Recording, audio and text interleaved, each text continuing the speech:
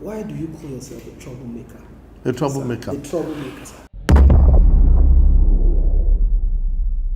Okay, the troublemaker was coined out of a very interesting thing because along the way I found out that too many people are giving excuses.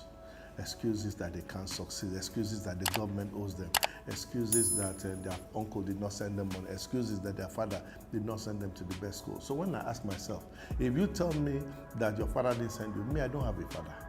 You know, if you tell me that you don't have a degree, me, I say I've never even seen my own now. So every excuse that you bring out does not hold water. So what I do as troublemaker, which is to frustrate your comfort zone. That thing that makes you give yourself the excuse to be comfortable where you are, I frustrate it. I trouble that thing till you get out of it. So troublemaker means I trouble those things that trouble you. Okay. I really would want to come back to all of that, but let's dwell again what environment, what part environment plays in success. Because you've told us stories of, and I think we've argued time and again when we're working on this, that most times you find people come from Lagos to Akwa Ibom and they become success stories, quote unquote. And presently there's a narrative around town that there's only people that seek for top political offices in Akwa Ibom State usually come from Lagos. So do you think the environment, do you think having that Lagos influence and all of that, do you think that environment played any part in your success story? And do you also think that there's something in our environment down south here that makes us a little laid back? Okay, let me put it like this. I think the story about political migration from Lagos is not always very right. I think it's just a theme to say something to people. I believe anybody that has improved himself. I started improving myself from Uyo. It was Uyo that took me to Lagos. I was here. It was Uyo that took me to Lagos. And the mindset here of Lagos has taken me to different parts of the world. I may be sleeping in Uyo, in Lagos, but that does not mean I am from Lagos. I am there to do whatever I need to do. Now, when it comes to politics, I'm not a politician, but I prefer that somebody that should lead a state, lead a parastatal, lead a people should be somebody who has succeeded in something. It doesn't make sense for somebody who has never done business, who has never been in management position to come and be giving the person 5 million people to govern. It doesn't make sense. Because what happens is that you bring somebody who has developed his capacity. And capacity is developed from exercise. That exercise capacity introduces the person to opportunity. To responsibility. It is responsibility that guarantees opportunity. So if you bring somebody because he is in quote from a tribe, and because you say maybe it is this set of people that need to be on this seat now, does the person have the capacity and the mentality to have grown to be able to handle that responsibility? Because if he does not handle that responsibility, he complicates the entire system. That is what happens. So if somebody in Lagos or in America has justified as a good talent to lead the people to where they are supposed to go to, good for him. They never thought that a black man would be the president of the USA. Never. So is it because of the color? No. It is because the person had something to offer. So if the person that is going to be in any political post is from Akwa Ibom State, is resident here, and has what he needs, good and fine. If the person is from Lagos, good. If the person is in Tokyo, good and fine. But we will always prefer the person who can give us the best mileage. Do you have any mechanism you've set up to inspire other young Akwa Ibomites and also mentor other young Akwa Ibomites to become? Because I know I come from a people like you, and we do have a deficiency of people to look up to there. We have plenty of big men to come, but then very few come back, to raise people up and all of that. So what are you doing in that regard? First of all, when I started my mentorship platform, I didn't start it focused on Ibesipo. I didn't start it focused on Akwa Ibom. I started it focused on one man. Change one man and see how it grows. Now, when you decide to do that and it becomes evident, that person becomes like an example of what can happen. And that person is sitting here. So when people saw that his values began to change, he now became a beacon to attract people not only in Akwa Ibom State, but also as far as Zaria, as far as Bayelsa, as far as different parts of Nigeria, up to Ghana, up to Sierra Leone. Why? Because I decided to take somebody simple. Now, as it grew, I began to speak on many stages, on many platforms. So people ask me this. So I now created a platform called Mentor Me. Mentor Me with 6 fundamental things. The first one is belief. Second is purpose. Third is strategy. Fourth is service. Fifth is relationship management. Sixth is money and things. Before I talk about money, I will first ensure that I have pumped your head with values, because your values determines your decisions. Your decisions determine your actions, and your actions determine your results. It is very, very common now. You will see an Akwa Ibom young boy who believes it is right to go to a chairman's house and wait for the man to give him 2,000 naira.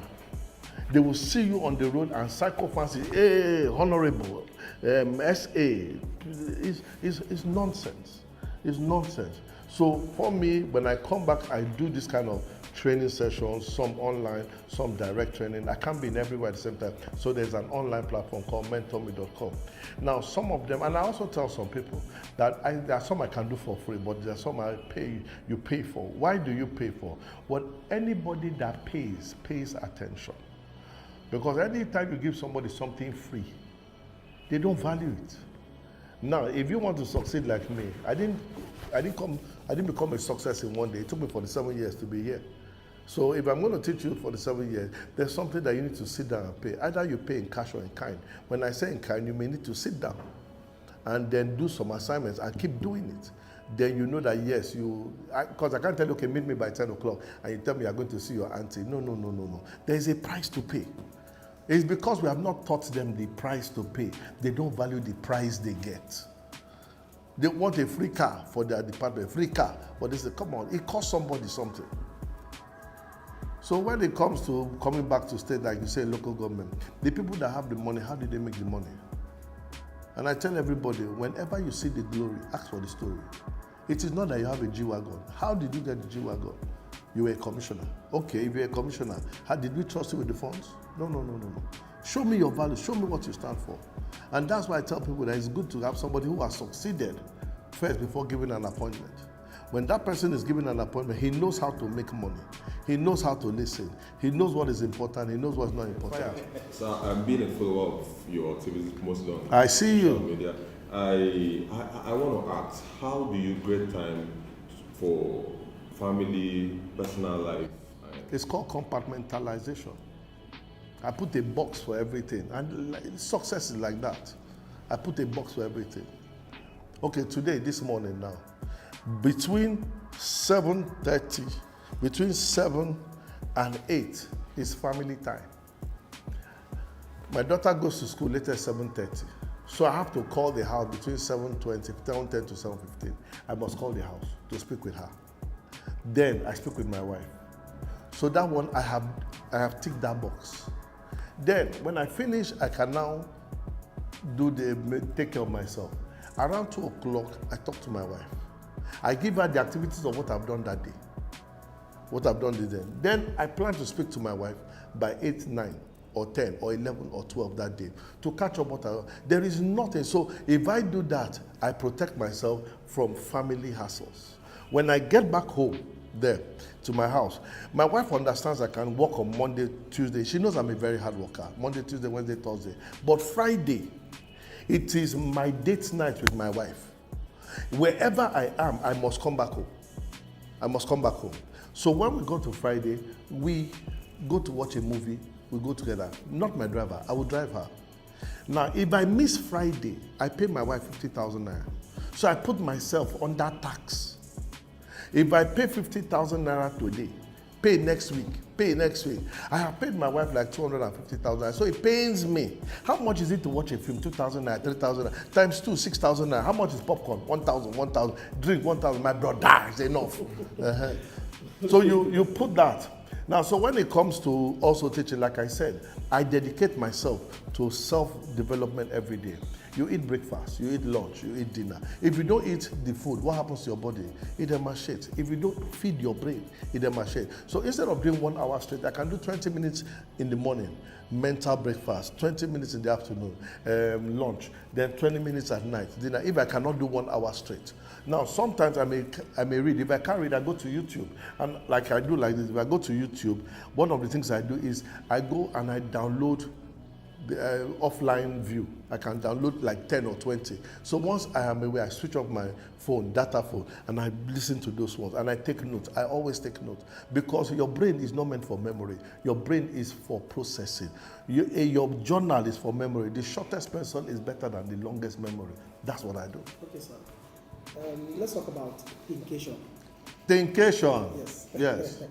You're very, very passionate about personal development, self-improvement and all that. And you commit a lot of your personal resources, your time, your energy towards it.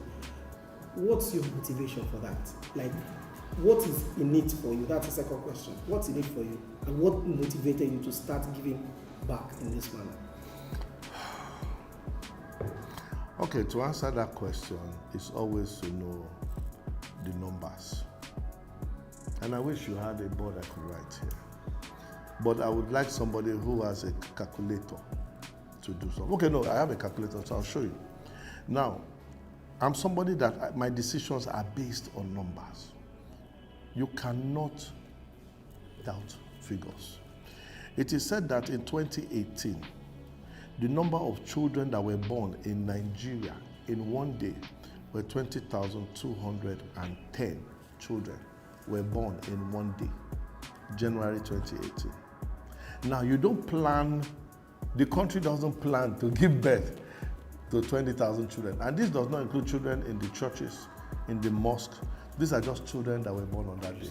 Yes. So let's imagine that these were the only children that were born. Times 365 days. You have 7.376 million children were born in 2018. Now, let's do this now. In 2019, you now had 25,856 children that were born in one day. Multiply that by 365, you have 9.4 million. If you add that one plus 7.356 million, you will have 16.79 children added. What is the population of Akwa Ibom State? Only 5 million. So in 2 years, we have reproduced Akwa Ibom State 3 times as birth. Now, the number of children that were born this year were 26,039. I always wait for the figures because your figures determine your decisions. The rich people are conscious of those numbers. 26,089 and 39. This is in Nigeria. The next country is Indonesia, 16,000. Then Pakistan, 12,000. Then America, 10,000. So America and Nigeria are 10,000 children difference per day. Per day. JAMB, they are supposed to write JAMB now. JAMB does for 1.7 million people a day, a season. 1.7 million. Now, the number of people that can enter the university is 850,000 people only. So what happens to 850,000 youth who cannot enter that year? They will get hungry. Now, so 850,000. Then NYSC said they can only accommodate 350,000 per year. So what happens to 500,000 in 1 year? So if you now have 500,000 plus 150,000. So you have 1.3 million youth exposed every year. Now, technology has said that in 2030, 800 million jobs will be taken from the system. Why? Because of robots. That they need to learn soft skills now. It's those soft skills that will save us. So what I decide to do is that if my children, Mfonabasi, Edima, Mbodidem, is going to walk on the street with hungry people, they are at risk.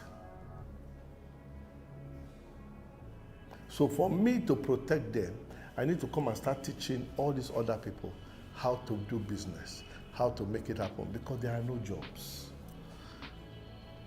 So if I teach them to do business, they will be distracted from going to look for the children.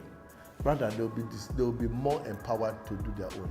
And I tell everybody that the difference between 1 and 1 million is nothing. What is 0? 0 is nothing. So you only need to learn to make 1 naira. The rest are just multiples of 1 naira. So if I teach you how to make 1 naira, I'm okay. Because that alone will engage you, will help you create more opportunities, more platforms. And I've seen it happen.